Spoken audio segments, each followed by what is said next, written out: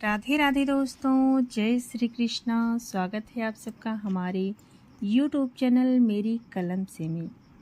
आज की कहानी जो हम लेकर आए हैं उसका नाम है निंदा का परिणाम। कर्म फल कैसे काम करता है, आइए जाने अनजाने कर्म फलों का रहस्य। इस प्रश्न का उत्तर कहानी के माध्यम से आज हम आपके समक्ष प्रस्तुत कर रहे हैं।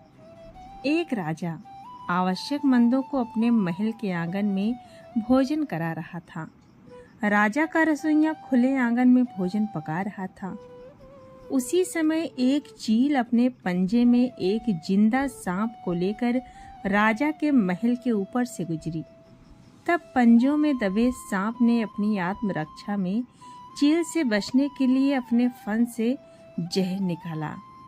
तब रसोइया जो लंगर आवश्यकमंदों के लिए पका रहा था, उस लंगर में सांप के मुख से निकली जहर की कुछ बूंदें खाने में गिर गई। इस बात का किसी को कुछ पता नहीं चला।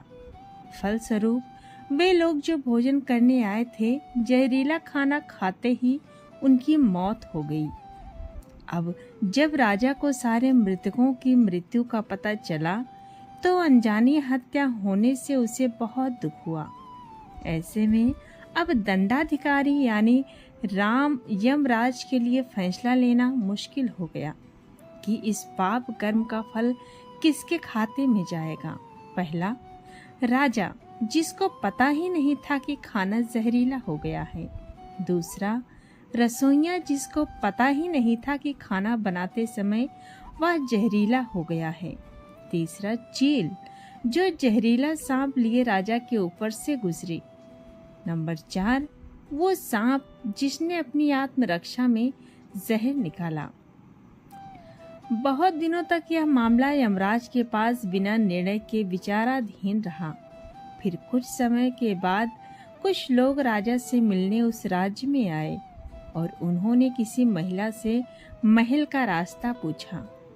उस महिला ने महल का रास्ता तो बता दिया, पर रास्ता बताने के साथ साथ उन लोगों से ये भी कह दिया कि देखो भाई, जरा ध्यान रखना, वो राजा आप जैसे लोगों को खाने में जहर देकर मार देता है।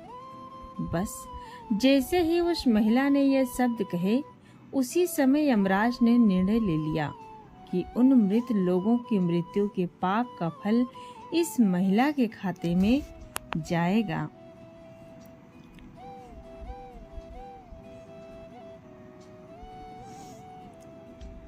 और इसे उस पाप का फल भुगतना होगा।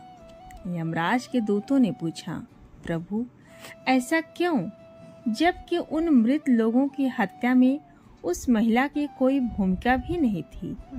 तब यमराज ने कहा कि भाई देखो, जब कोई व्यक्ति पाप करता है तब उसे बड़ा आनंद मिलता है, पर उन मृत लोगों की हत्या से ना तो राजा को आनंद मिला, ना ही उस रसोइयों को आनंद मिला, और ना ही उस सांप को आनंद मिला, और ना ही उस चील को आनंद मिला, पर उस पाप कर्म की घटना की बुराई करने के भाव से बखान कर उस महिला को दंड जरूर मिलेगा, क्योंकि उस महिला को ये सब बुराई करने में आनंद जो मिला।